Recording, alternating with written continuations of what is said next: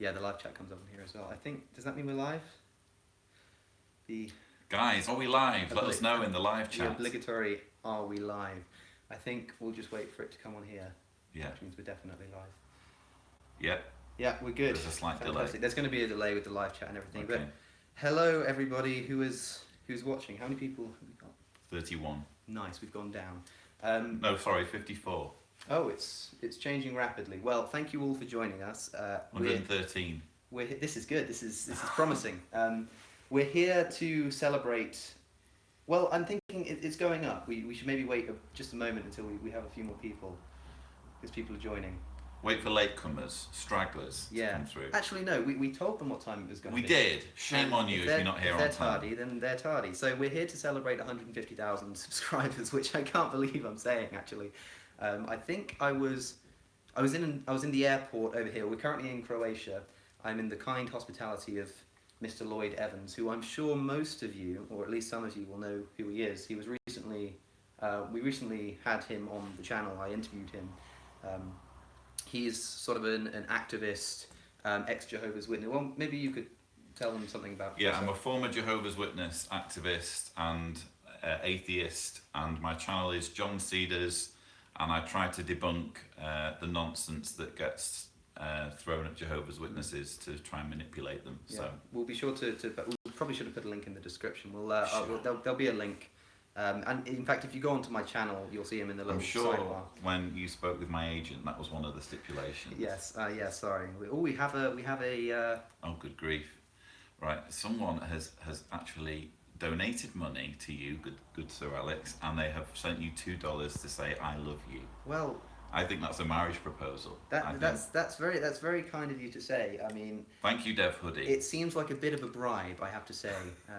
You can't buy me love, I'm afraid, but I appreciate the sentiment. So we're here to celebrate 150,000 subscribers. Honestly, I know I say this at every milestone. I really can't thank you enough. It still bewilders me. And doing things like this kind of remind me that it's not just a number, that it's actually people who've gone onto the channel and clicked subscribe, and it really does mean a lot, and it means a lot that you're all here. So we're basically going to be doing a bit of a Q&A. It's not very structured. We haven't particularly thought something up. The last time I did something like this, I was moderating it myself, and I was really bad at trying to find questions. So Lloyd has kindly agreed to help me out here. And I suppose we could count this as the first of 2 live events that we're doing together within the next few days. I know the likelihood is that practically none of you are going to be in Croatia on Tuesday, but if you are, on the off chance, or if you're near at least, we're going to be, where is it, Hugo's Bar? Hugo's Bar in Zagreb. There's only one of them. The information is all on my social media, but for those of you who can't make it, we'll of course be filming the event and placing it on YouTube, so you'll all be able to see it.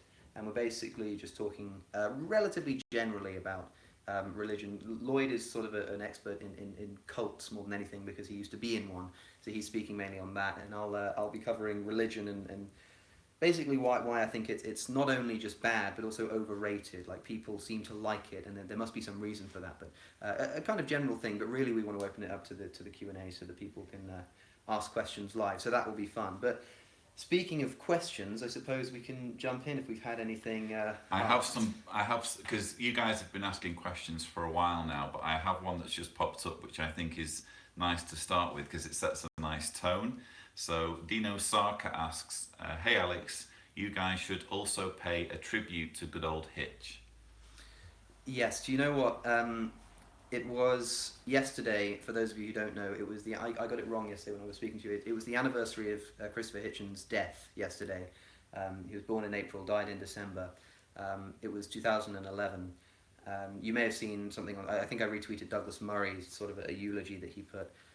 And so last night we had a bit of a, we were just relaxing in the evening, and we were talking about Hitchens, and then we suddenly realised what a day to be doing it. So we sort of had a long conversation, and we had a glass of scotch, as you do. The one thing I would say is that if you want to sort of pay tribute to Hitchens, as I hope a lot of you do, the thing to do really is read something he wrote. You know, do something thoughtful. Go and read a book. I mean, that's the kind of legacy that he would want to leave. To think that people are going out and reading something, for instance, because of his influence, that would be the best possible thing. I mean, he would hate for us to sit here and sort of revel in his glory and completely deify him and turn him into this legend. He would hate that. What he would want is for us to, rather than think, you know, I wish he was still here, he'd want us to start thinking for ourselves and realise, well, he's not coming back. You know, he'd probably say something like, what, did you think I'd be around? Do you think I'd be around forever? Of course not. We need to learn to think for ourselves. And the best thing we can do in that instance is take inspiration from his bravery, his intellectual bravery to stand up for what he believes in. That's the best way, I think, to pay tribute to him. So I think that's well said. Sort of that covered. Well said. A lot of people asking about net neutrality. Yeah, well, the thing about that is it's not, I mean, I know it has a lot of knock-on effects and whatnot, but it's more of an American thing currently than a UK thing. I'm not actually quite sure what the law is in the UK. It's something, honestly, I have to somewhat plead ignorance on. I don't fully understand what's going on.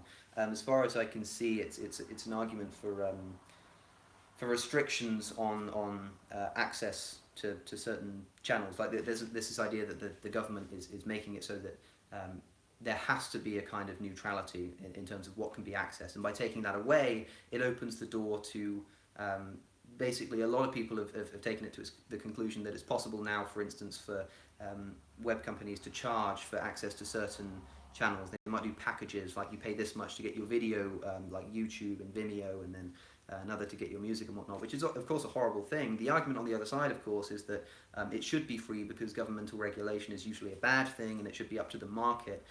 This kind of strict libertarian view, although I don't think that's particularly popular, because people, even libertarians, often recognise that in certain instances a monopoly can form, and that's precisely what we have with the internet. So it's all very well saying, well, if something goes wrong in that instance, we can just move along and do something else, that, you know, the invisible hand of the market. But I think in the case of something like the internet, I don't think that's going to happen. So I can't really speak much on it, but I sort of go with the general gist of the outraged internet if I had to sort of come down on the side. But it's not something I'm exactly going to be up in arms about, firstly because I'm not from the US, and secondly because I like to absolutely know what I'm talking about before I come out and say anything about it, you know. Thomas Beha says, keep up the good work, and backs up this with 10 euros, so thank you very much, Thank you, Thomas. That is very kind of you. That just about covers my fee, doesn't it? I imagine. Yeah, well, I'd almost forgotten about this super chat thing. It's just it's amazing. Like, I think we're roughly able to keep up with most of the comments. So you know, if you just want to be seen, you know, there's really no need. But I do appreciate any donations that people are making. It does mean a lot. Tara Al Kadhi, apologies if I'm mispronouncing your name, Tara. Asks, do you have a compelling argument for someone who is agnostic who claims it's more rational than being an atheist?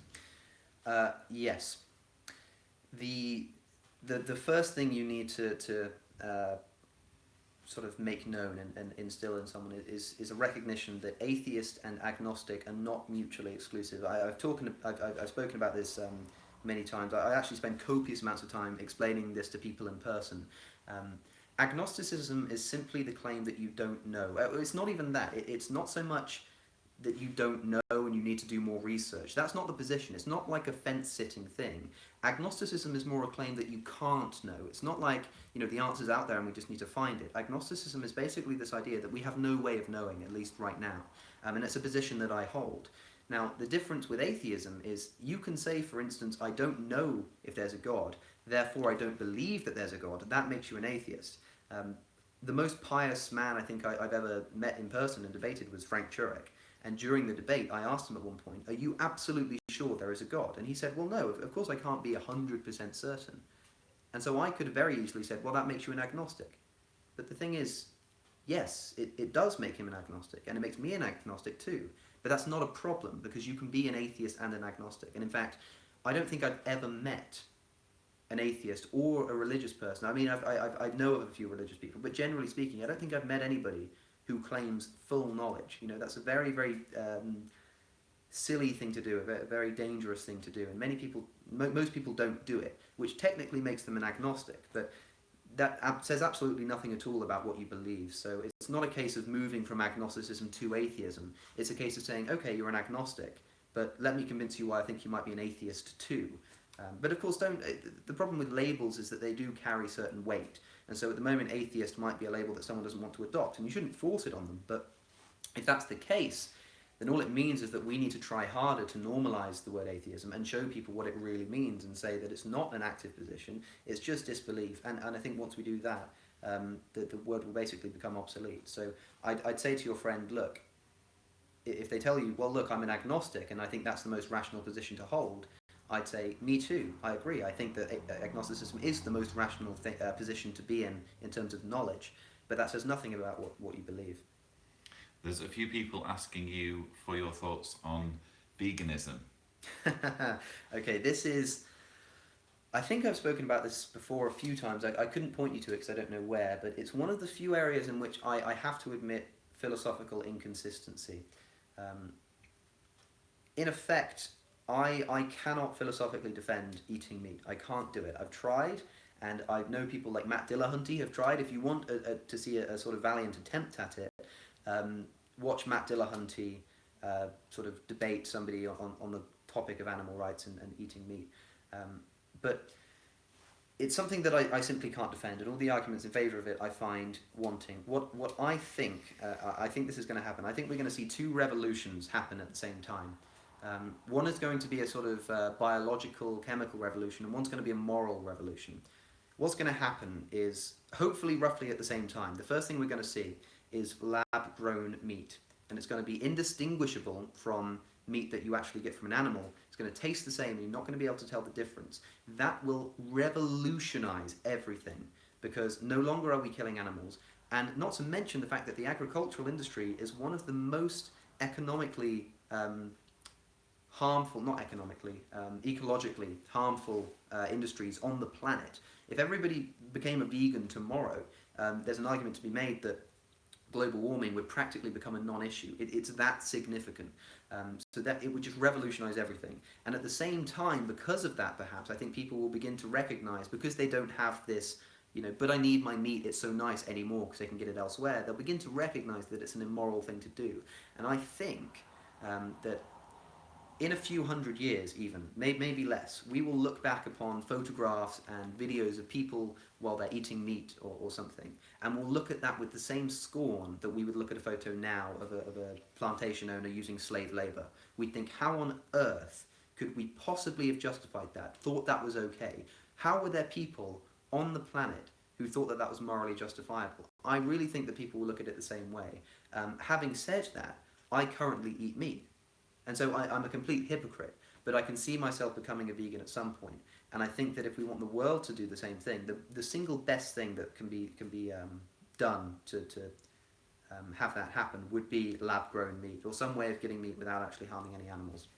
As moderator, I'm going to have to interject here and say, Alex, great questions. I'm sure everyone can agree, but speed them up because I've got so many questions. Have you really? I can't really. I can kind of roughly see the live chat, but I'll try and be a bit more. I'm trying to keep on top of them. Sander Smeets has paid $2. Thank you, Sander, to ask, how can morality be different from well-being? It's not okay. It's not so much. I presume, because you know my position on this, it implied in the question, that you've seen my discussion with rationality rules, which if anybody else hasn't seen it, I discuss it there. The thing I would really say is that it's not that... I agree that all cultures base their morality upon well-being. The only thing is, it gets a bit complicated. I think that is a subjective assumption, even though everybody makes it universally. It's like if every single person agreed on the planet that blue was their favourite colour, every single person agreed that, it still wouldn't be an objective fact that blue is the best colour. That doesn't make any sense. That can't be an objective fact. It doesn't matter if we all agree with it. But the fact that we all agree that morality is based on well-being means that we can treat it as though it's objective.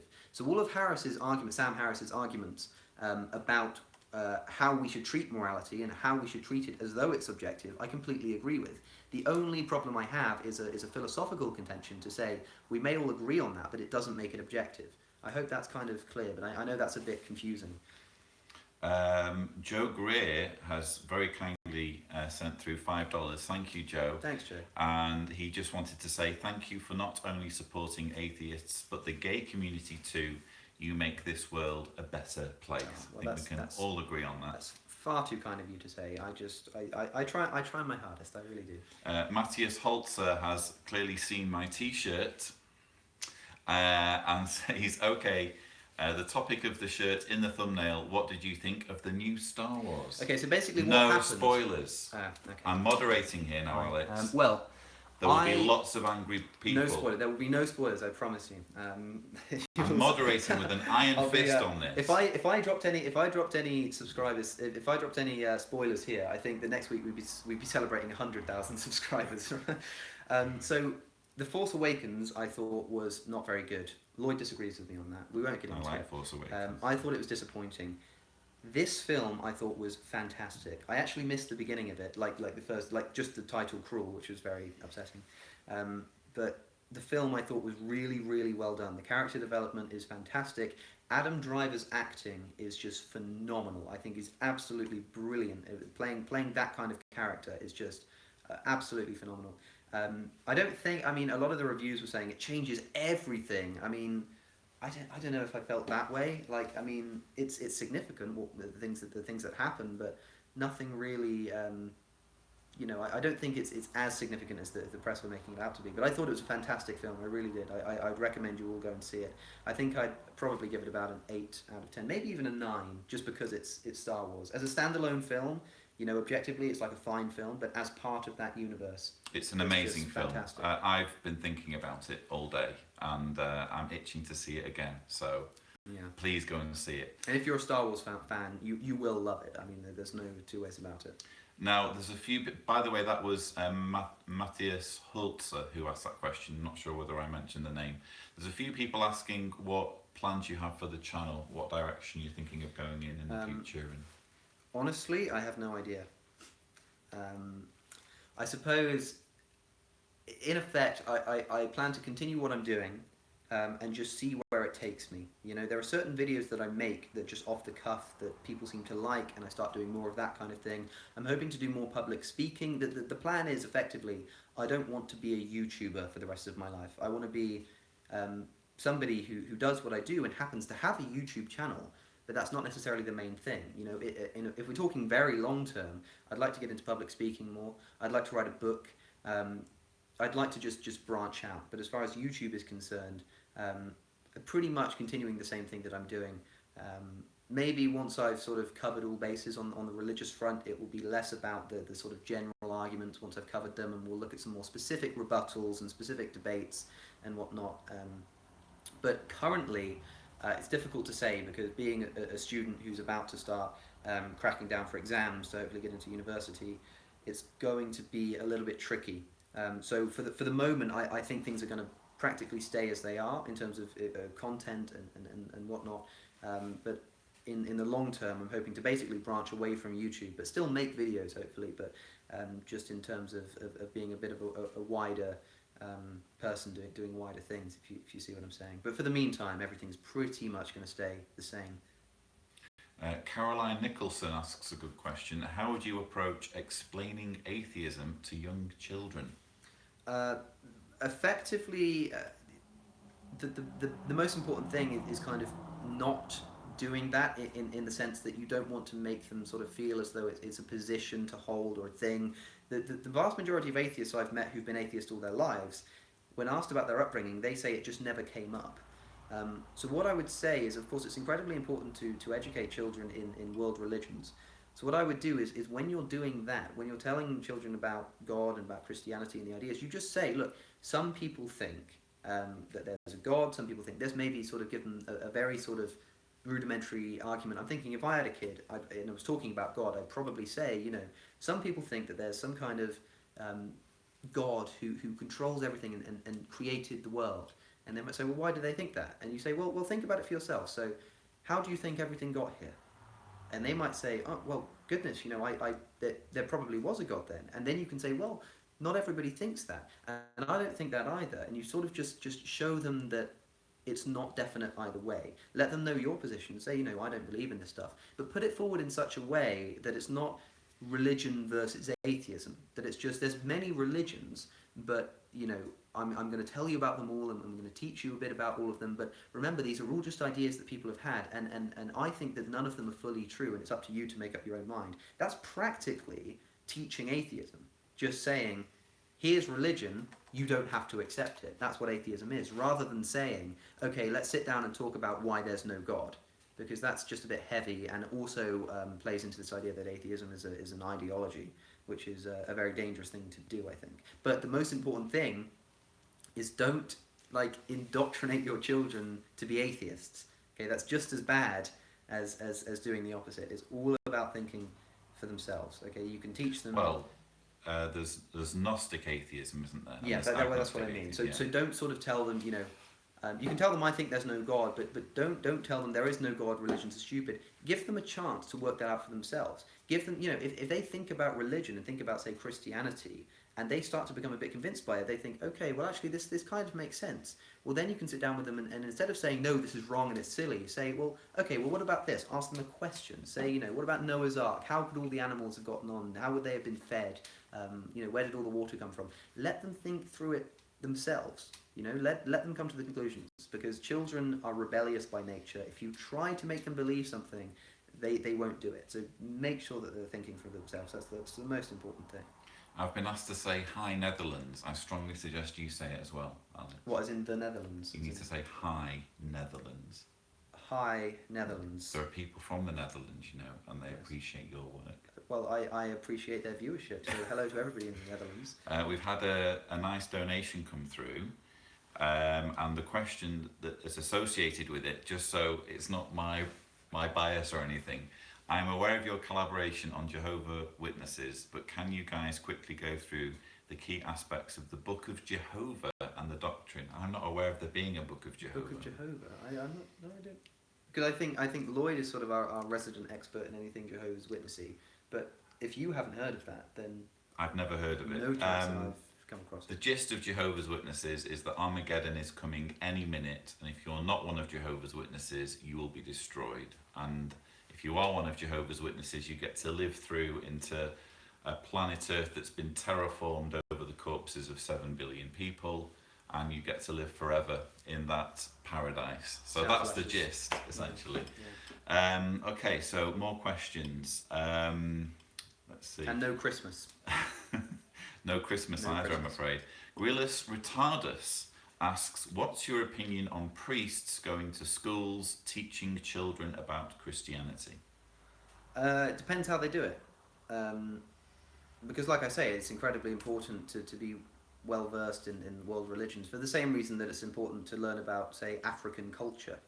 It's really good to understand how other people are thinking, but the difficulty is with a priest, of course, they tend to have a vested interest, and they think that the best thing they can do is indoctrinate children. They think that that's the good thing to do. They're not even going in with malicious intentions. So it really depends.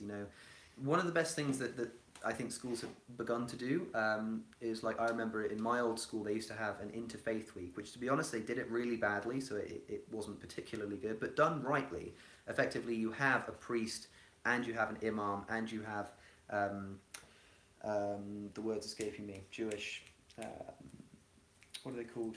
Jewish priests? Rabbi. You have them all on stage together, and they all just have a conversation and sort of teach about the religions and stuff, and they tend to be a bit more careful in that instance, because they're all sort of together. So I think it's important, but also a good RE teacher or RS teacher could do the same thing. You don't need the priest. What I would say perhaps is you get a good religious teacher, a teacher of religion, to sort of teach the class about Christianity from an objective standpoint, and then maybe say, we're having a priest coming in to visit who believes in this stuff. So bear in mind that, this is just an opinion, but we're going to hear their point of view. Then next week you have an imam in to do the same thing. That way, even if the priest is being trying to basically convert people and making these arguments, it doesn't really matter, because the children have sort of been primed to say, don't take this with a grain of salt, and then afterwards after the priest is gone, you can have a discussion and say, okay, who's got some criticisms of what he said, who disagrees, and if nobody has anything, then it's the role of the teacher to say, well, here's where you could perhaps disagree with them. Philip Novak asks, what do you think about Ben Shapiro's book, How to Debate Leftists? I saw you gave it 2 stars on Goodreads. Yeah, the reason that I gave it 2 stars, more than anything, I promise, was just because of the writing style. It was just poorly written. There were many typos, and I don't know if maybe that was just a Kindle thing, but the writing style was awful. It was not fun to read. Ben Shapiro is someone who's very articulate, very good at speaking. I thought that his book would be a bit more engaging, but it just disappointed me. As far as the points themselves, they were actually pretty decent. I mean, I'd recommend maybe giving it a flip through. It's incredibly short. How to debate leftists, really, it's more how to debate. Like, he gives a principle of debating, which he's very good at doing. So he gives a good principle of debating. He says, do this. And then his example will be in the context of debating a lefty. So you can still read the book as a lefty, and you can apply it to religious debate or whatever, because he is a fantastic debater, incredibly articulate, really good at explaining his ideas and backing them up. So that's an important skill. Even if you don't agree with what he's saying, you can take something from the methods that he's using. But it's not the best book in the world for that. It's just something that was written poorly, wasn't particularly engaging, and the points could be basically come to by common sense. So it wasn't my cup of tea. We've got a lot of people asking you to show the drawers. What's all that about? That's an inside joke. Do you not know? See, no idea about that. Yeah, well, I'm not following you. Goes to show how invested you are in the channel. Yeah, Lloyd. sorry, I've been busted. Well, I'm afraid to say, everybody, that we're currently in Croatia, which means that to get to the drawers, we'd have to jump on a plane or something. To be honest, I want to explain to you what this is, Lloyd, but I don't know. I have these drawers that were in the background of a few of my videos, and oh, the wooden drawers. Yeah, the wooden drawers. Yeah, I know what you mean. Ones. Yeah, people seem to love them for some reason. Brilliant. Genetically modified skeptics said you take them with you when you travel. I wish I could. Maybe you should. I phoned the airline company, but it was just going to cost too much, so I didn't bother. But hey ho. Hopefully we've done that one justice. Atypically oxymoronic asks, what are your thoughts on Jordan Peterson? I am curious. We were talking about this earlier, weren't we, Lloyd? We were. Yeah. Because Jordan Peterson's actually coming to London, so I'm going to go and see him speak in person, just to sort of to really make my mind up. As far as I can tell, he seems like somebody who he's an intelligent man, and again, he's very good at getting a point across. I think he might be a little bit of a pseudo-intellectual, but I can't really tell. And on religion, as far as I can tell, he's just being completely pretentious. I can't say I've sat through the entirety of one of his 2.5-hour Bible lectures. And whenever he's asked about religion in a different context, he'll just say, well, I can't explain it here, so you'll have to just go and watch one of my lectures. It seems like he's kind of just ducking out a bit. Because as far as I can tell, he just sort of is a bit wishy-washy around the religious topic, and never really gets to the heart of the question or anything. So I don't know. I haven't quite made my mind up on him yet, but I'll report back after I've seen him in person, and we'll see from there. But if I find anything particularly grotesque, I might do a response to it or something. But as far as I can tell, I'm a bit on the fence. Philip Novak, I don't think we've answered one of Philip's questions already, but I think he also asks, did you apply to uni? Which unis did you apply to, or which unis do you want to apply to? So a lot of people interested in what your plans are. I know you mentioned it briefly. I mean, I'm currently in the process of applying for universities. So it's all a bit up in the air at the moment. I mean, as soon as I know where I'm going, where I'm studying, and exactly what I'm going to be doing, I'll let you know. But as of now, it's all a bit up in the air, because the focus is on the studying and the exams. But it could go any way. I have no idea. I'll be studying in England.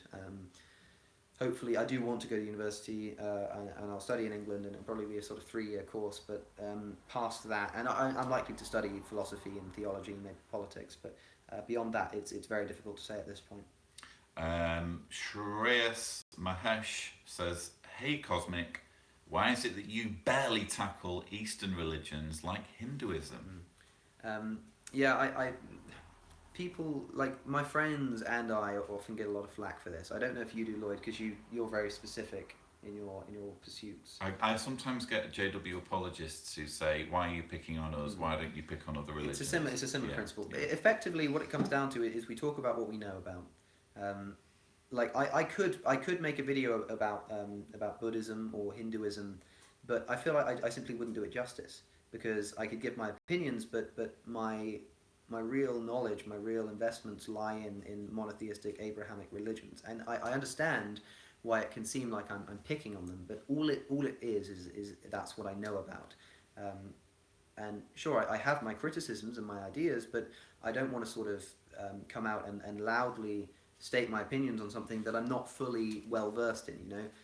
So it really is just a case of course, I'm going to speak about what I know the most about, you know. It's like, I don't know, if you had a musician who was really good in a rock band, you wouldn't necessarily say to them, well, why don't you play classical? Because I mean, I'm sure they could, but that's just not. It wouldn't be worth it. You know, you wouldn't want to go and see them doing that. That's not what they're good at. And sure, they could spend some time learning classical, and they might branch into that and do a bit of that and use that to influence their rock music. But as far as just because they're in a rock band doesn't mean that they're going to be good at playing classical music. And I don't think people would expect it of them. I think it's kind of the same thing with this. Thomas Gabriel asks, do you believe that there is any possible rational explanation someone could have for still being a Catholic? Yes, in the sense that if they've been indoctrinated into it, then I can see rationally why they would believe it. I can understand that it's very possible to believe very irrational things because of the way that you've been brought up or the way that you've been indoctrinated, as I'm sure you can attest to as well. If you mean rationality of the doctrines itself, the problem is that people have such different ideas of Catholicism. At the moment, there isn't really a single Catholic doctrine. Of course, there are the official statements of the Vatican and whatnot, but if you ask 10 different Catholics what they think about God, you'll get different answers. But if you're talking about strict adherence to the belief in transubstantiation, the belief in a literal virgin birth, and whatnot, the belief that certain rituals like baptism and going to mass and repentance are necessary, are going to make a difference to your salvation, I don't think that there's much logical basis in that. But I'm happy to debate anybody who says differently. As far as I'm concerned, I'll just say I haven't seen it yet, you know, but I'm open to it. I'm happy to take on anybody who has any ideas. Philip Wusso or Vusov asks, are there any theistic arguments that ever gave you trouble? I'd say yes.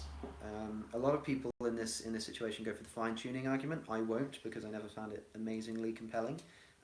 One thing I did think about was there was I think I found it through William Lane Craig. He was talking about the Kalam cosmological argument, and his idea was effectively it was this idea that people would often say at the time, you know, there may be a cause, but it doesn't need to be God. There could be any kind of number of causes. And his basic point was, you know, if it's outside of time, it needs to be an infinite cause. Fair enough.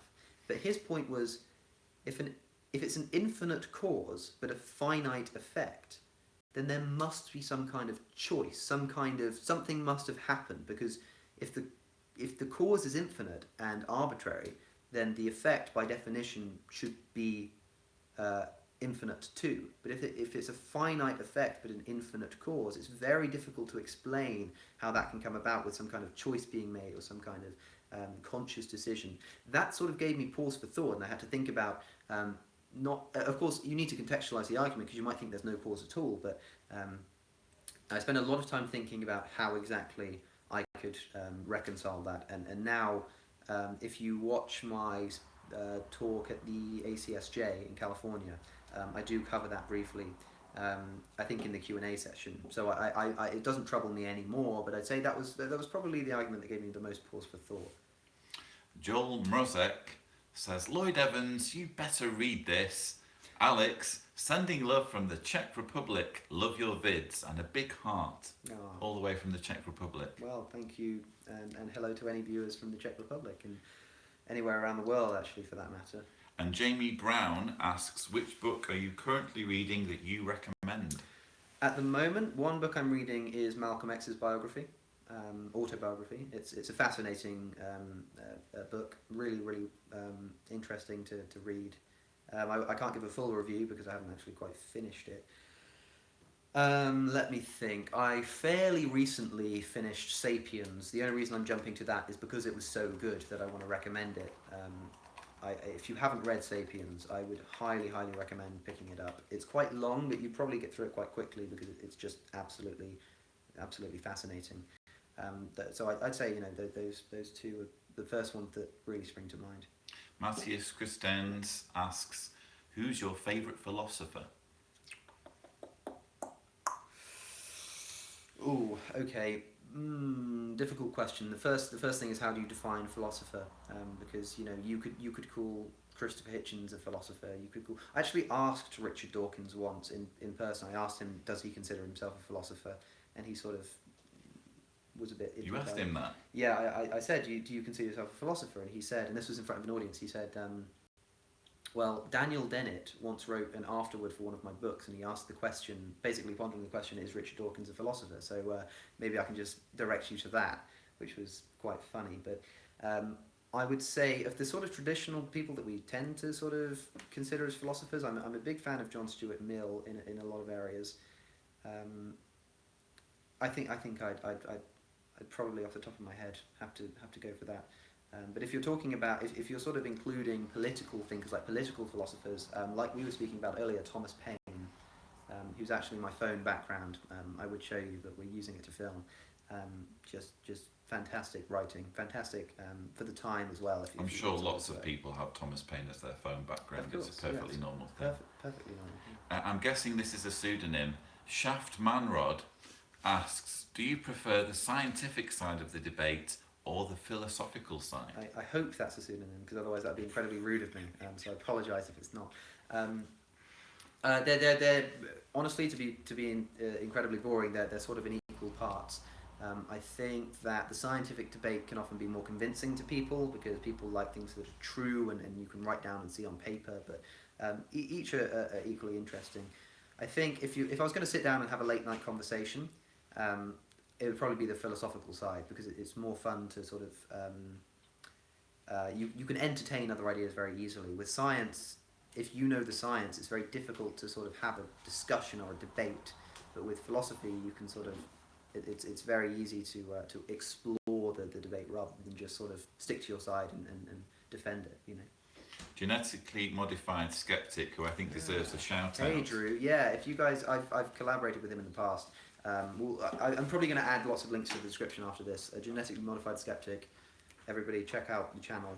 Yeah. Seriously good stuff. But Drew asks, when you first changed your channel from Knowledge Box to Cosmic Skeptic, what were your expectations for your channel? I was pretty terrified, actually. I used to make sort of more scientific videos that weren't basically what I do now, and then I decided to make. I'd made this response to the Jehovah's Witness cartoon a while back, and I considered taking it down because when I was doing the science stuff, I wanted to keep my channel focused, and I wanted to take it down, but it was my most viewed video, had a few thousand views.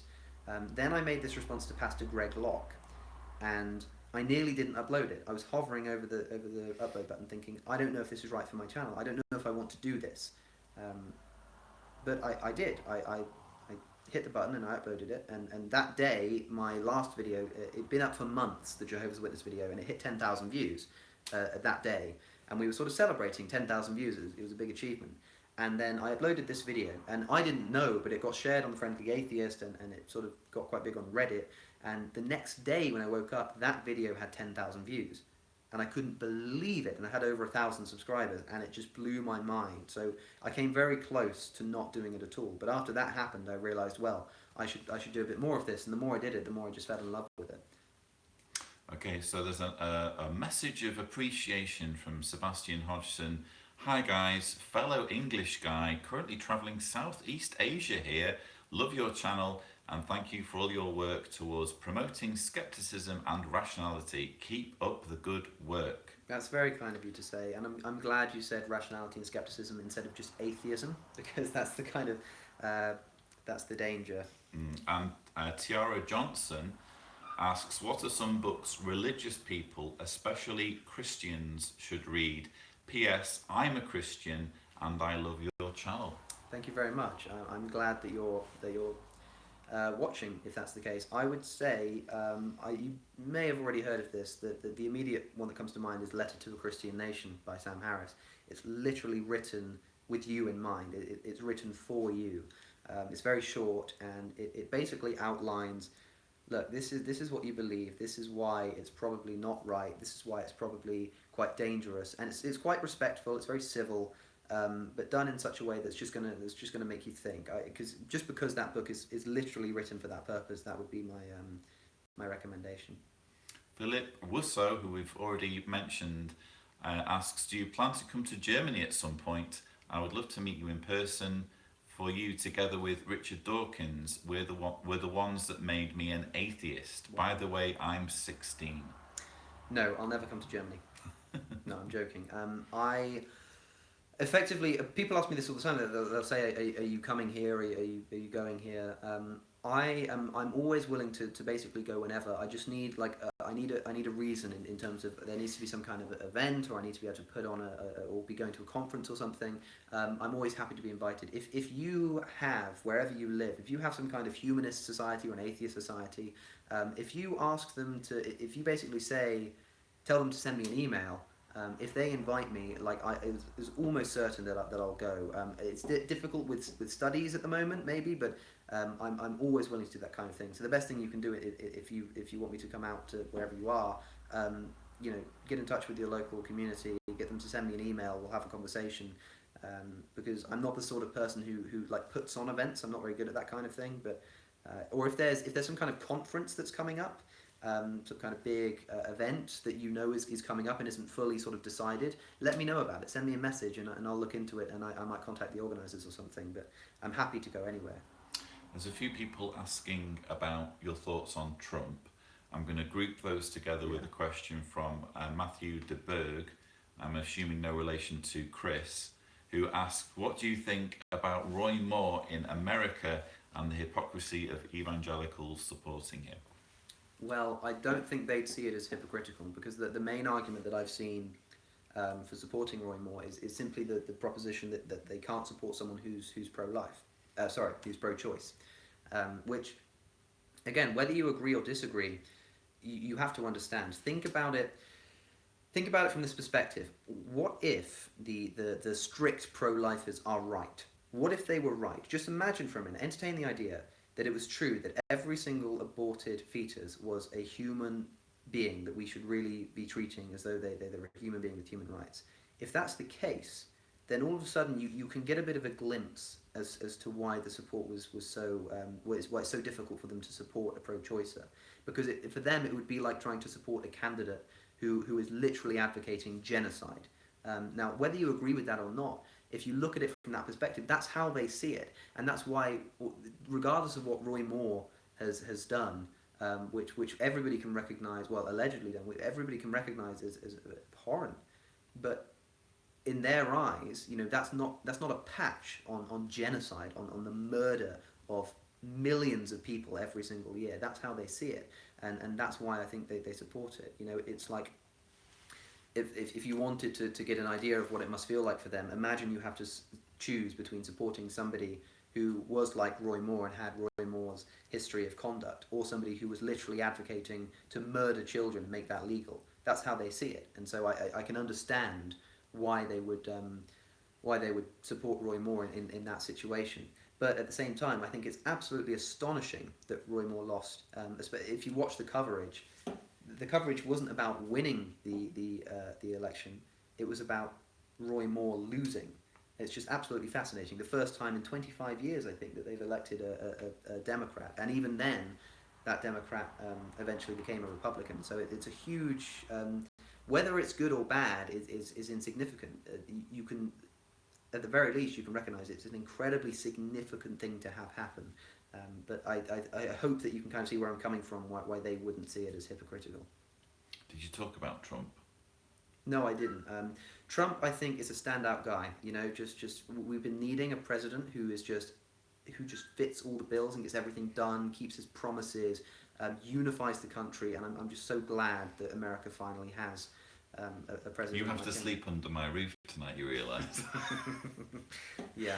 Look, I mean, I'm not going to bore you, to be honest, with criticism of Trump. You can presume pretty much everything I'd have to say. It gets incredibly boring watching the same kind of criticisms come up. We all know what the problems are. Like, I mean, I'm usually happy to speak about them, but honestly, it's one of those sort of unmentionable things. You don't even really need to talk about it half the time, unless there's somebody who's there who is a fervent Trump supporter, in which case maybe they just haven't looked at it from a certain perspective.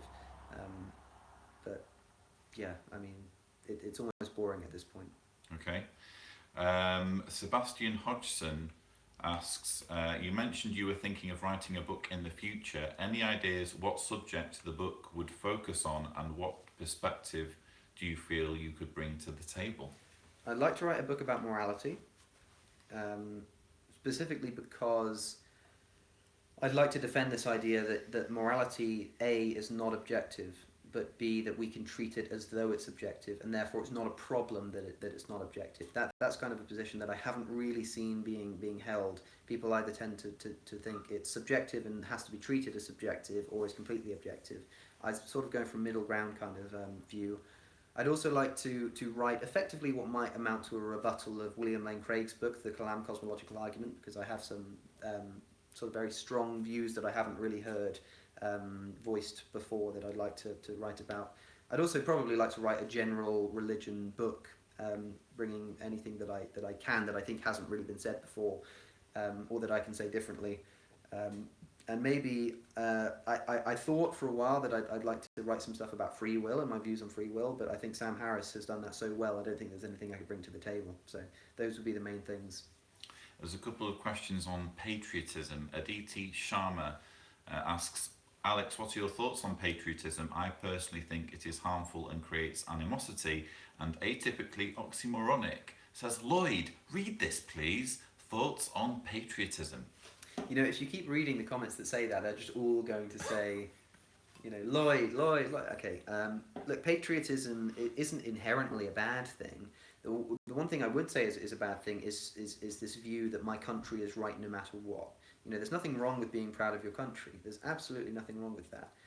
I actually received a letter the other day, handwritten to my PO box, from somebody who lives in America, and was basically saying that she recognised the problems of the country, but said that she's still proud to be an American. I think there's nothing wrong with being proud of your country, as long as you can recognise its faults. It's like if you had a child, you know, you have an inbuilt tendency to be proud of that child. You want to be proud of that child. But the important thing to recognise is that when that child acts up, you can say, you're doing something wrong, you know, I'm still proud of you, you know, I still love you, I still think you're you know, everything in every way, but you can still recognise the faults of a country whilst having a love for that country. I mean, I love America, I really do. You know, if I was an American citizen, you could consider me a patriot. But as long as you're not coupling that with the view that your country is always right, or that you only love America because it's where you were born, or because it's America, or whatever country, I just use America as an example, I think it's not inherently a bad thing, but as long as you can retain self-reflection, you know. A lot of people commenting on what it is you're drinking.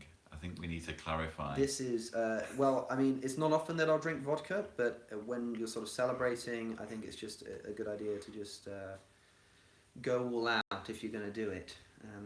No, I'm drinking water, you know. Stay healthy, kids. Ashley Sky says, often when debating a Christian, it's easy to point out the flaws in the Bible. However, how would you debate a Christian who agrees that most events in the Bible can't have literally happened? Then you say, so what's the point then? The implication in that is that the stories of the Bible are meant to be taken allegorically, like they're supposed to be metaphors.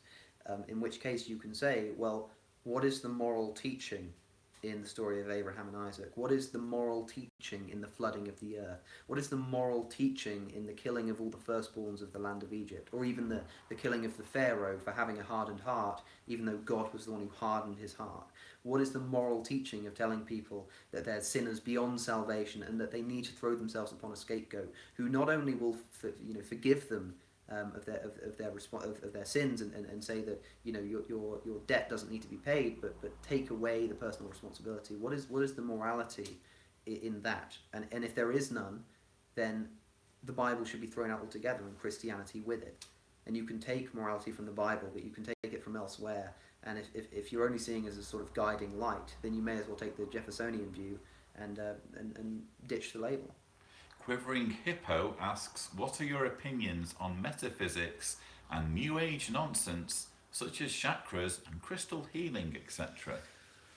Look, I mean, what can you say, really? It seems like it's very popular. It's a trendy thing. I get why people are jumping on board. It's just religion in a new cloak. It's saying, it's keeping the kind of nonsense parts of religion, but it's putting them forward in a new modern way to say, no, we're not like religion. We're not like believing in a man in the sky. Gosh, but it's a kind of scientific thing. We're like tuning into the universe, and it's like that kind of Deepak Chopra kind of attempts at making things sound scientific, or like what you're talking about, where they'll talk about quantum physics and they'll say like a particle can be in two places at once, and that means that everything's like connected, and like my brain can also be your brain like at the same time, and though we're not conscious of it, like consciousness is just the universe, and because our brains are the universe, it means that like we're the same but we're different, because a particle can be here and there at the same time. It just makes sense, man. Except it doesn't. You can't just throw a bunch of scientific pseudo nonsense and turn it into a movement. I'm sorry, it doesn't fly with me. There's a lot of people who are mentioning Brexit, Mm-hmm. and there's a lot of people just asking about your general views, because we've talked about US politics. Yeah. There's people asking about the views on UK politics, and Shona Callanan says, hi Lloyd and Alex, just curious, where do you guys stand in English politics? Yeah, so in general... we were talking about this last night, by the way. Bound to talk about politics. I mean, none of us are particular fans of the current administration. Theresa May is not the right leader for our country, but I don't think Jeremy Corbyn is either, by a long chalk. Brexit, I'm not an economist. I largely plead ignorance, just because I know that I can. It's similarly to what I was speaking about earlier about speaking about other religions. It's like, yes, I can give my opinions and I have my opinions, but they'd be almost worthless, because I recognise that I'm not the right person to make that decision. I think it was a silly decision for Cameron to put it to a referendum. He only did it because he thought he could win it by a sort of landslide. It was a silly thing to do. But now that it's done, I was speaking about this is somewhere we sort of disagreed a little bit.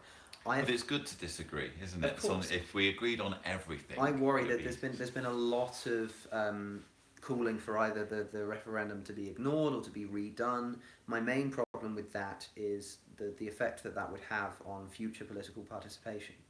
Who's going to think that their vote is worth something if the government just turns around and does another referendum, or Parliament blocks, which I mean, it put through Article 50 in the end, but you know what I mean. The principle is there. Political participation will just drop, and we were speaking about how the general election that was held just after the referendum, young people turned up in droves to vote, and it caused a hung parliament. Okay, and I think that the reason that happened was because of the EU referendum. People realised, goodness, votes actually matter. We need to get out there and do it. And I think that if we try and reverse that or take that away, it will have some adverse effects. That's like my main problem with trying to redo an election or redo the referendum or sort of undo it. And I nearly got to ask Nick Clegg this in person, but somebody else asked him before I got there, because he was in London, and he just didn't do a very good job of answering it. There's no real way to defend the idea that we can keep democratic integrity but also ignore the result of a referendum. It just can't happen. I think two areas in which we agree is that the current system is far from ideal, and that more young people should be politically engaged. Yeah, I mean, I think democracy is a bit of a farce at times, but if we're gonna do it, let's do it. A lot of people asking about, one person's asked thoughts on communism, and another person asks, sorry if I'm not quoting the names, about what do you think the world would look like if there was a different superpower such as China?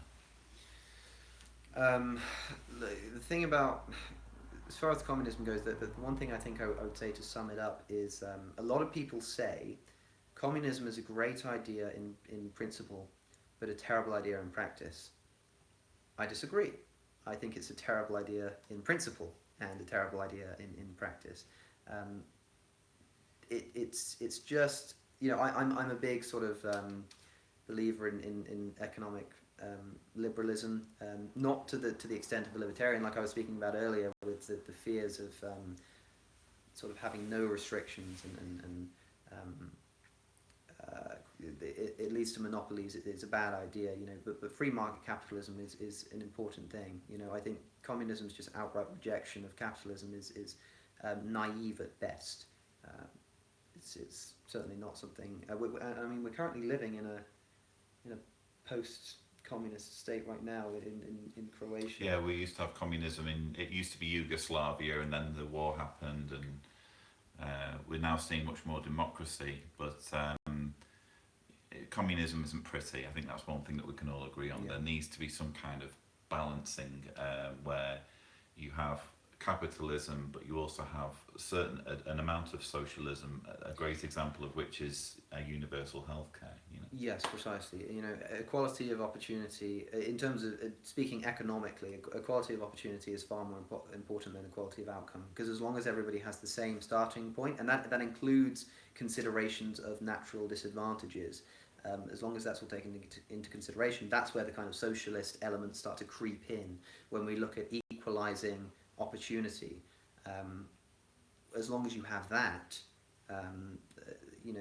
you're onto a winner. But trying to enforce equality from the other side is a bad idea, and it will remove morale and wreck an economy. Invincible Nightmare asks, what are your thoughts on the Parliament voting that animals do not feel emotions and conscience? It's pathetic. It's a joke. I cannot. Well, I keep saying I cannot believe my government would do that, but I think that's basically an obsolete statement at this point. To say that animals are not sentient is just such a cop-out. It's cowardice is what it is, because they don't want to face up to the fact that their hobbies and their way of life is harmful, and they want to keep the status quo. And the only way that they can do that is by just deluding themselves into thinking that they're not doing anything immoral. But I think it's absolute cowardice, and people need to be more angry about it. It's pathetic on the side of my government. I'm embarrassed of my government. Specifically in that aspect when that happened. Goodness. Jeremy Levy asks, what is your opinion of optimistic nihilism as a life philosophy? Glad I don't have to answer these questions. Optimistic nihilism. I suppose maybe I'm showing my ignorance in saying that. Almost sounds like a bit of a contradiction in terms. Although I have to say, philosophically speaking, it's very easy to fall into nihilism in the sense that if you don't believe in a God, if you don't believe in a purpose, if you just believe that everything will eventually end, you can't help but feel, what's the point of it all then?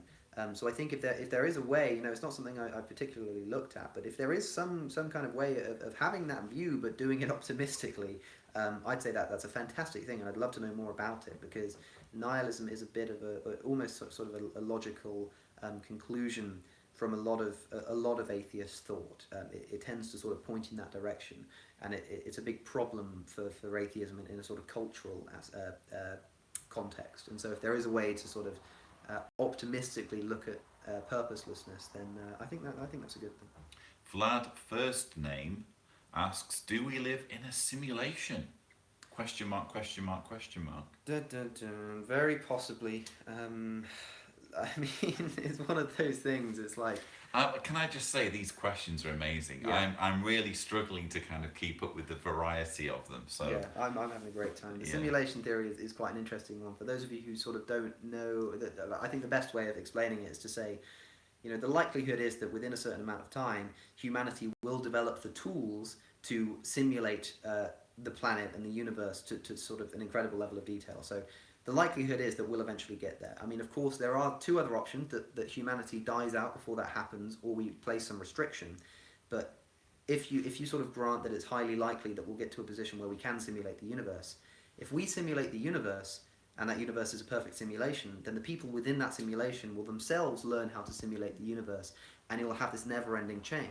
Now, the question is, if inevitably at some point in time, and time is sort of an exterior thing when we're talking about simulations, if there is this never-ending chain of universes simulating universes and it goes all the way down, the likelihood, if there's an infinite amount of simulations, what is the likelihood that we happen to be in the first master simulation, in the master world?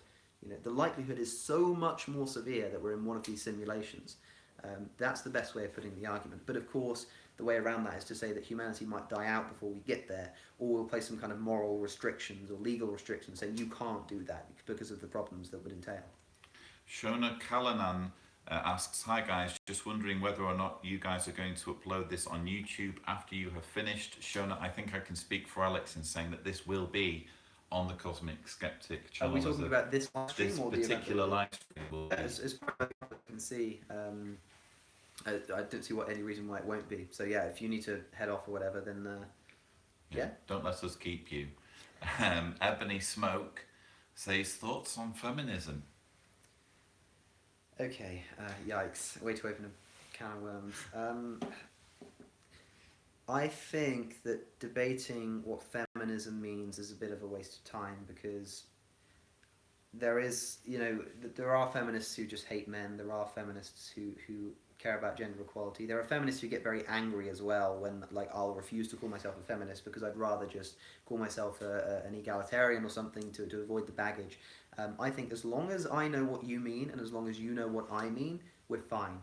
If you call yourself a feminist and you hate men, as long as I know that, we can have a conversation. If you call yourself a feminist and believe something else, as long as I know that, it's fine. If I call myself an egalitarian and you know that by that I simply mean the equality of, or at least the equity of the genders, then there's no problem to be had there. So when you're asking about what are my views on feminism, you'd have to tell me what you mean by feminism, and the likelihood is that you present some kind of idea that I perfectly agree with, but I might say, well, that's what you call feminism, but because of the trickiness with the label at the moment and the way it's sort of heading, I just wouldn't identify it with it myself. But I can get behind your cause, but I wouldn't necessarily call myself that label. Mark has sent $10 and said, congratulations on reaching 150,000 subscribers. Thank you so much. Thank you, Mark. It means a lot. Every time that somebody says that, like mentions that number, it still just bewilders me. So thank you so much, and thanks, Mark. And Dan Kieran asks, how do you engage with a Christian who will not change their mind? I'm talking about a direct family member, and I can't go 2 seconds without having her beliefs shoved onto me. Congrats on 150k. Okay, well, you changed the game a bit there, because I was going to say, before you said it was a family member, I was going to say publicly, as in, if you're debating someone whose mind will not be changed, do it publicly in front of other people, because then you're not convincing them, you're convincing an audience. The fact of the matter is, there are people who just will never be convinced. I mean, that's just a fact of nature. That there will be people who will, no matter how hard you try, they will never, ever, ever change their minds. In that case, if you recognise that that's the case, the best thing you can probably do is try to avoid conversing about it. But I recognise that that's not always possible. What I would say is get yourself well versed in argumentations and the debates that are currently going on. And then if they bring it up, you should unleash all the knowledge that you have and just give it all to them. But if they don't bring it up, just try and avoid it.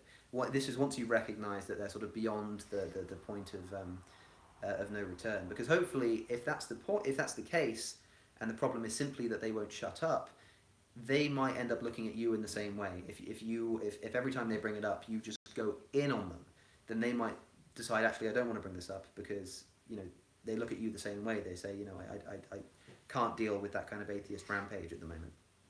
Invincible Nightmare asks, what are your thoughts on the prison system, considering the science of free will and the modern knowledge of psychology? Yeah, that's the problem with, that's the number one problem with not believing in free will, is this idea that our criminal justice system is a lot of people immediately think, well, the entire thing is immoral and pointless.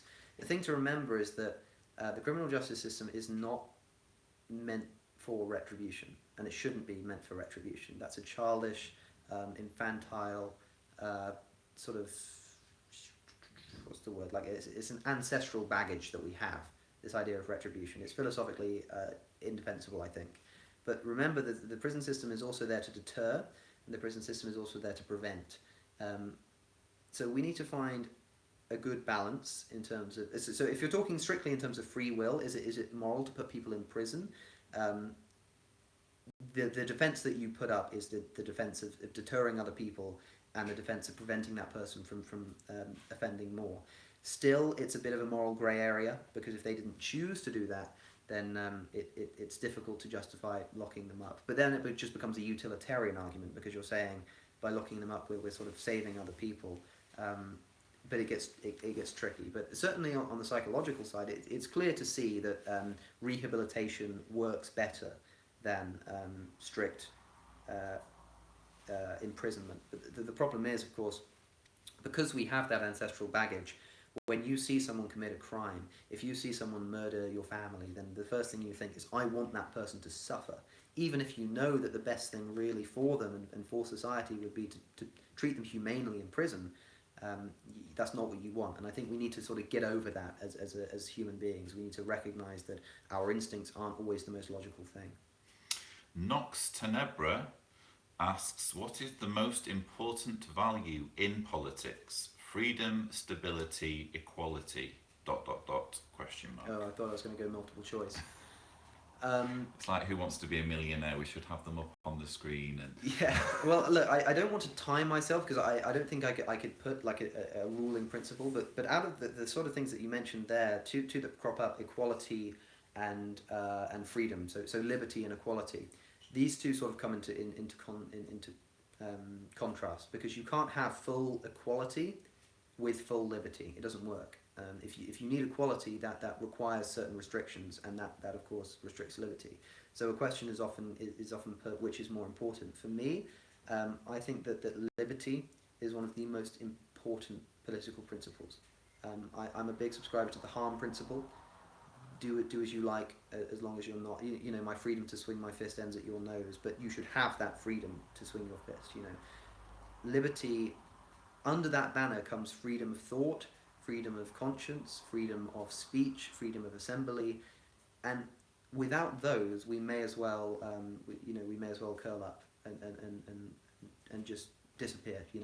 That is the single most important thing to progress, to expression, to living as a human being, and sometimes this idea of equality needs to be sacrificed in order to preserve that. I think that's a necessary sacrifice, but again, oftentimes all we're actually sacrificing is the quality of outcome rather than the quality of opportunity. And oftentimes, if you have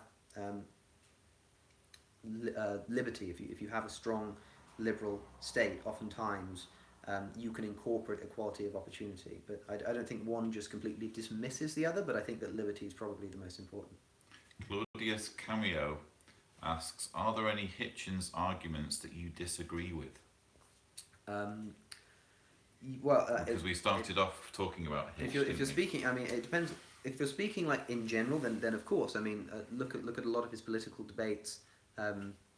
That you can easily find contentions with. His opinions about reparations for slavery, for instance, I don't find particularly compelling. But I'd imagine that most people would be more interested in the religious arguments.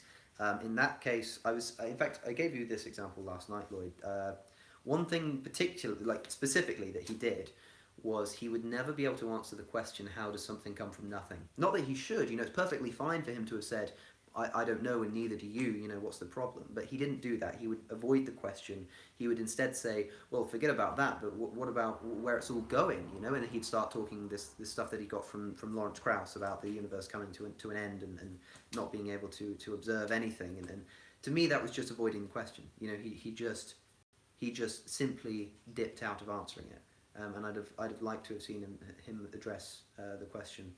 I'm trying to think. I'm a bit put on the spot. There have been numerous times. I started compiling a list actually of Hitchens' arguments that I thought weren't particularly good. I can't. I think a lot of, when he's spoken very briefly on free will. I think we spoke about that too. Not particularly good. It's one of those areas where he'll put in a joke, and then he'll get away with not answering the question because the joke serves its purpose and does fine. Yeah, if you want to see a debate where the two debates in which I think that he didn't just completely, you know, just demolish the opposition, which was so characteristic of him. Two debates that I could point you to. Firstly, when he debated William Lane Craig, though we might recognise that William Lane Craig's arguments were terribly flawed, I don't think Hitchens picked up on exactly why they were flawed, because he's not a philosopher. He's not like a theologian, I should say. He's not a theologian. And so his approach was different. And so you could say, even though we disagree, we could say that William Lane Craig was wrong, but some people would say he won the debate because he argued his case better. Another one would be George Galloway versus Christopher Hitchens. Hitchens, like, they both struggle there. They're both really competing. It's very heated, very angry. It's very fun to watch, actually. But they were debating the Iraq War. And of course, most people, the majority of people, I think, now recognise the Iraq War to be a disaster. And so watching that is incredibly interesting. There's quite a tough question. I'm intrigued to know how you're going to answer it. Herman 17. What are your thoughts on society's attitudes to pedophilia, and what should society do to pedophiles who do and do not abuse children? That's one that I've grappled with when there's no crime per se. Yeah, look, we have to recognise this is something we need to be consistent about. And when I did my I did a video recently speaking about why homosexuality is not moral and also not immoral. It's got nothing to do with morality. You know, you're not in control a lot of the time. All of the time. But there was another part to it. But one of the points was, you know, if you're not in control of your orientation, then you can't be blamed for it. And a lot of people jumped up and said, "Aha! So you're flawed because that would mean that paedophilia is included." Well, unfortunately, it seems so. Yes. You know, I can't say that you can't be blamed for your sexual orientation because you didn't choose it, and then apply the same thing to somebody who's sexually attracted to children. I mean, it's a horrendous thing to happen. It must be. It's like an incredibly difficult thing. But if they didn't choose it, if they're not in control of their desires, then you cannot hold them morally accountable for it. That's the most important thing. Now, if they even dare to enact upon those desires, if they do anything of that sort, then immediately, if you watch my video about what I class as moral acts, you can see that it immediately falls into a different square. It immediately becomes something that we can reprimand with the utmost ferociousness. You know, absolutely. But in terms of just the orientation, it's difficult to hold someone morally accountable. But surely you need to limit the freedom to some extent, because you wouldn't want them teaching children, would you? Of course. Well, this is the problem. So the most important thing I think we can do is we need to know who these people are, but we need to make it clear, and we need to sort of agree that this isn't something that people can be held morally accountable for.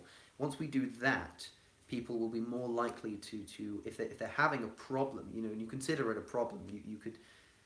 A person is more likely to sort of come out, maybe speak to like a doctor or a psychologist and say, is there anything I can do about this? But they're not going to do that if they're going to be held morally accountable for it. And as long as they don't actually enact upon it, and if we don't hold them morally accountable, even if you think it's immoral, even if you disagree with me, you have to admit that the best thing practically we can do, you know, we want these people we want to know who they are. We want to be able to prevent them to be able to enact upon their desires. Okay, so even if you disagree with me and think it can be held morally accountable, surely the best thing we can do is have these people in a position where they're willing to come out and say, yes, I think this way, what can we do about it? You know, and then we can impose restrictions. We can, if they want to, we can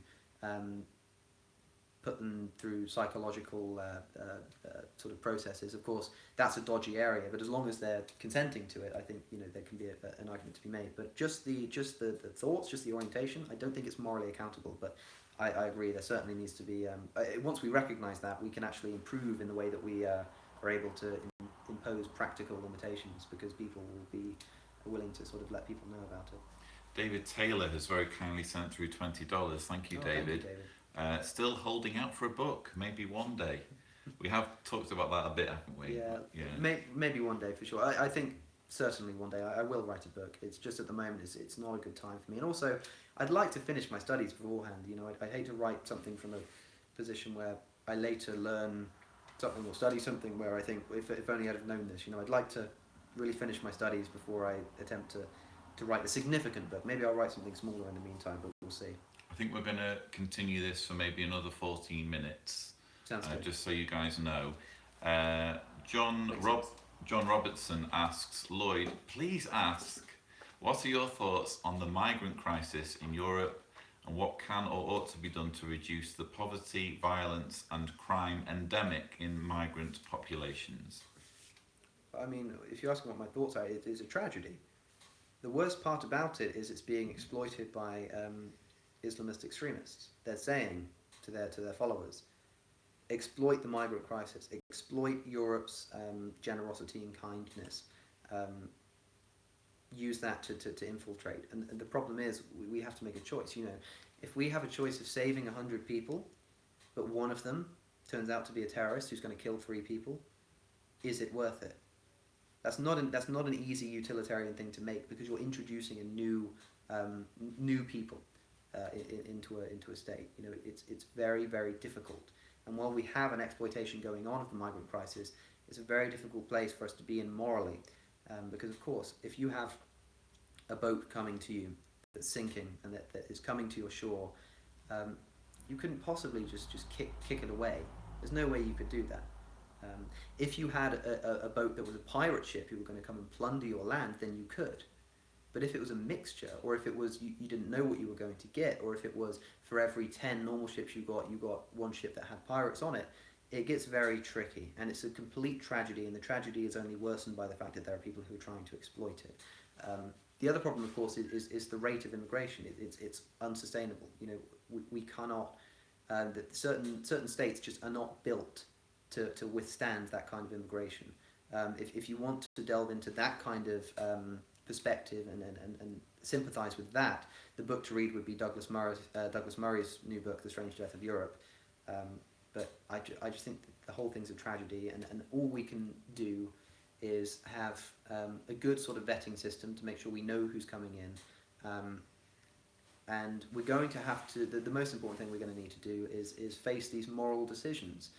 How do we decide who gets in and who doesn't? When the numbers get too big, which they will, I mean, they already are, there has to be a point at which we say, well, we need to start being selective. But how are we going to make that decision? I have no idea. It's something that I'm sure that most of us think about a lot, but that's the most important thing that we can do to reduce the problems associated with immigration, is figure out morally and politically how we're going to choose who we help and who we don't. Quite a few people asking what your favourite tea flavour is, and quite a few people, including Drew, genetically modified skeptic, what you think about street epistemology. So, okay. I was a big sucker for almond tea, like almond flavoured tea. That was really, really, really nice. But then, it's such a difficult Earl Grey with blue flower. That was. For those of you who don't know, I used to work in a tea shop where we sold like loose tea and coffee beans and stuff. So I sort of am a bit of a connoisseur at this point. But almond flavoured tea is absolutely wonderful, and Earl Grey blue flower, sometimes called Blue Lady. Just if you haven't tried it, I couldn't recommend it enough. Street epistemology is great. I think it's a fantastic thing. That I forget his name. Is that the one guy who. Yeah, there's a few people who specialise in it. I've had a crack at it. The GoPro. Yeah. I forget his name, but he's just fantastic. I'm sure somebody's probably going to comment it. I think it's fantastic. I don't know if it would be something I'd be any good at. I'd like to try it maybe one day. As far as I can see, it's something fantastic. That's it. Anthony Magnabosco.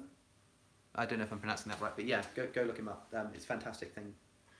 We are thinking of having a crack at it. Yeah, kind of like reverse Street Fighter. Well, let's not reveal too much in case it goes differently, but you might see something somewhat like that coming up soon.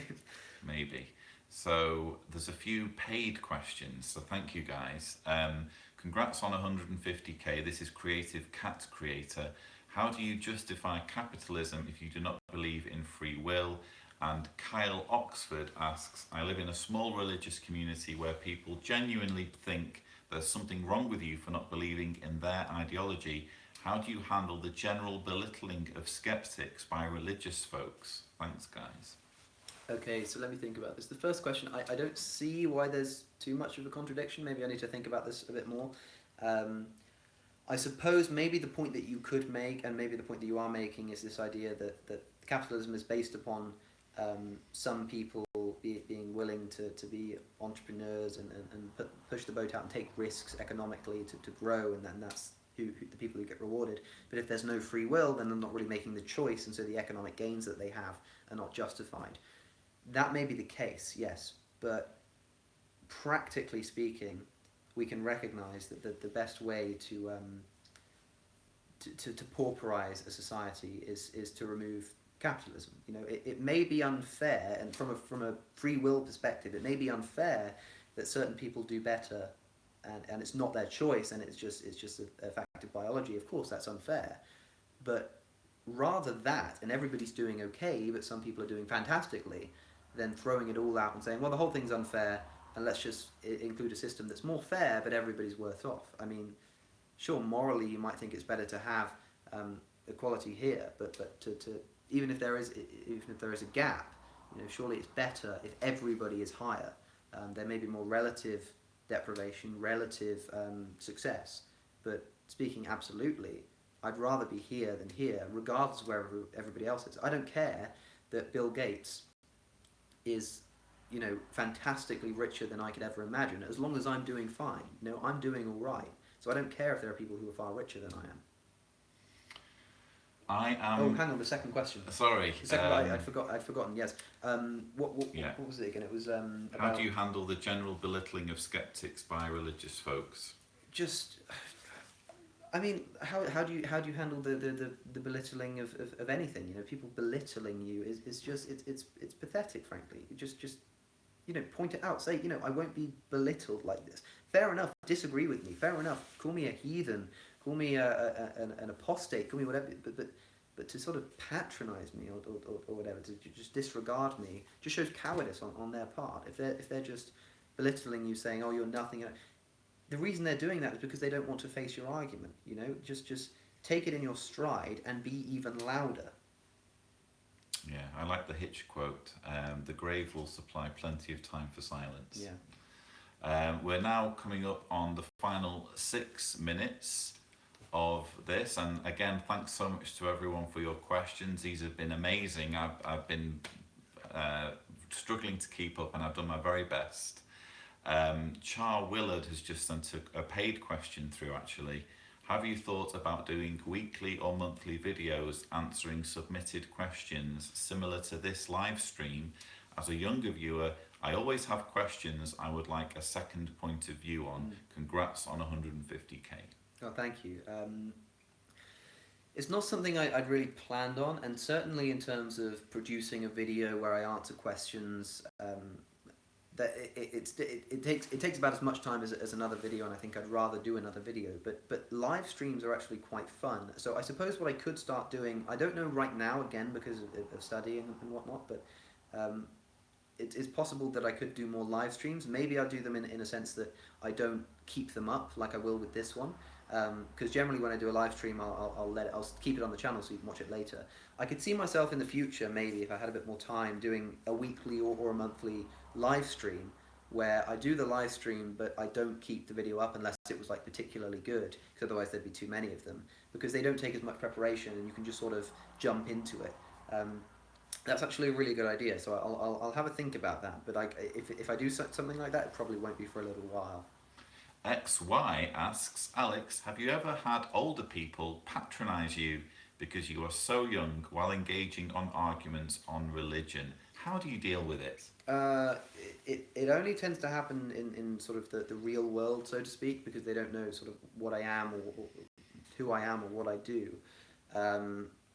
People online and people I've debated or met through what I do through YouTube who've contacted me tend to be incredibly respectful, and the age difference doesn't really even register. But if you sort of if I know somebody in person, or I meet someone in person who's older than I am, and they sort of bring up religion, and I say, oh yeah, no, I have some opinions on that, and they're like, oh yeah, okay, what have you got?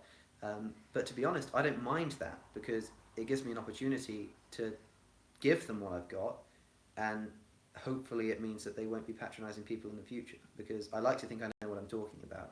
And if somebody chooses to patronise me, that's not embarrassing for me, that's embarrassing for them. So I don't mind it when it does happen, but it happens very rarely.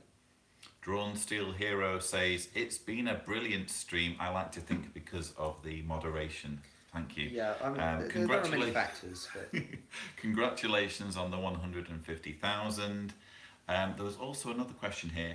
Yes, I'm going to fire two at you, Alex, because we're really we're into our last 3 or 4 minutes. Yes, I'm ready. What is your opinion on flat earthers? That's from Jordan Findlay. And Ben Martel says, hi Lloyd and Alex, do you believe that Jesus was a real person? Flat earthers. I'm not gonna say that flat earthers are bad people or anything like that. I think a lot of them are either trolling or a lot of them are genuinely deluded. In terms of the flat earth theory, I refuse to. I mean, when I say theory, I don't mean in the scientific sense. I should say hypothesis, but even that is probably giving it too much. Of course, I think I've made a video on it. It's actually my most popular video. I can point you in that direction. It's called like 10 flat earth arguments debunked, because I go through a specific video. I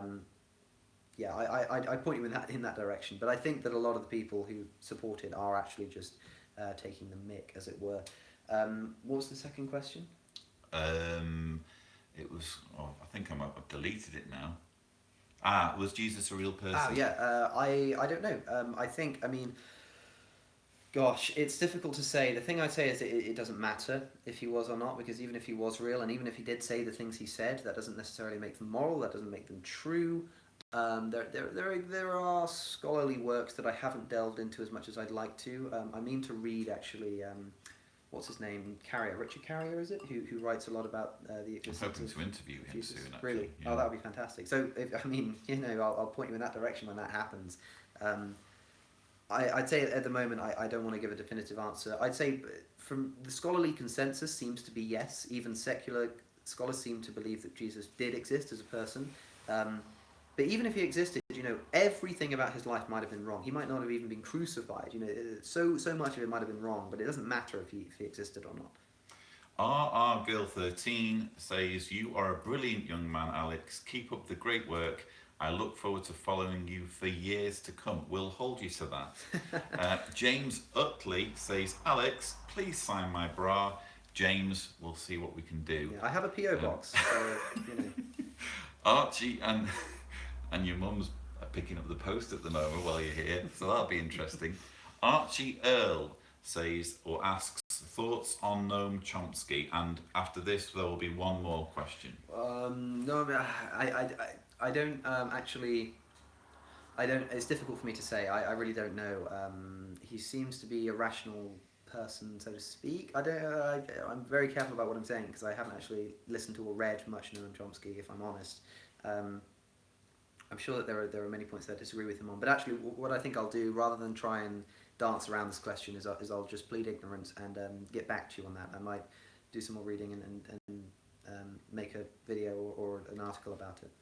And for the final question, a few of you asking why so short. Well, it's because you're on holiday, really, aren't you? It's not even that. I mean, we're in your hospitality. My house. Damn it. It's and also we want to keep it watchable, I suppose. But I'd love to go on forever, but it's got to go off at some point. It's just a way of thanking everyone, isn't it? Really, who's subscribed and celebrating it. And I'm sure there'll be more live streams like this to come in the future. Although they probably won't be as well moderated, because I'll have to fly back out every time I want to do a live stream now. So the final Hit me with it. question from Rachel383, and this has come up a few times. Please ask, what are your thoughts on the flying spaghetti monster from a proud pastafarian? Well, again, I can't say that I've delved highly into the scholarly approaches and works. I hope that when I go to university, I can use the faculties and the expertise of the lecturers to really gain a full understanding. It's very difficult for me to say. I don't want to just dismiss a religion because, you know, I don't know. It could be credible. It could be true. I haven't read the scriptures. I haven't spoken to the true believers. But as far as I can see, you know, it's probably the one religion that has sort of struck the fear of God into me. But I think I'm already saying too much because There are some noodly appendages. Actually, I can see through the window now, and they're coming your way. So. yeah, if they uncover my plan that I'm actually trying to get them on my side before converting them, then things might go a bit awry. So I suppose maybe we should call it a day. Maybe we should. But thank you for your questions. Again, I've done my very best to do them justice. Some great questions were missed, and I'm very sorry. But thank you so much, and thanks to everyone who very kindly donated to Alex's work. And I know I speak for many of you in saying that it's making a big difference. It's helping people think about these important issues. For some of these issues, there are no easy answers immediately. We'd like there to be easy answers for everything, wouldn't we? Yeah, well, of course. Well, not even necessarily, because there's some fun, there's some enjoyment in exploring the difficult questions that you know won't be answered, but there's fun in the journey. And look, thank you all so much for your viewership here, for your questions here, especially to anybody who pledged to the super chat. That does mean a lot. But equally, I'm equally appreciative of just viewership and sharing videos and whatnot. 150,000 subscribers. I never thought I'd get this far, as you know. I won't spend any time boring you with sentiment, but I can't thank you enough for being here and for having been here for the time I've been doing this. And thank you to Lloyd as well. I will add in the description a link, of course, as I'm sure many of you already are aware of him. Definitely subscribe. And GM Skeptic, who was here earlier as well, just while we're on the subject. Yeah, I really don't know what else to say other than just thank you. I wish there was some other way that I could really sort of express the gratitude I have and really sort of get the celebrations going, but I don't want to get too caught up in that. I just want to carry on what I'm doing and not worry too much about milestones, but you can't help but sort of notice when something like that happens. So seriously, it really has, it's made my year, so I couldn't be more thankful. We'll have a whiskey later. Yeah, perhaps. We'll see how it goes. But yeah, I suppose that's that then. I'm going to have to really awkwardly lean over and press the button on the phone now. But thank you all so much for joining us. Tune in again if we have another live stream. I'm sure I'll do more of these because this has actually been really quite fun. So we're going to head off, but the video will still be available later on if you miss certain bits or if you're late. So yes, I did get my silver play button, Brandon. That's the final question. So I'll see you all in the next one, I suppose. Cheerio. Come to the event in Croatia if you're here as well. See you later.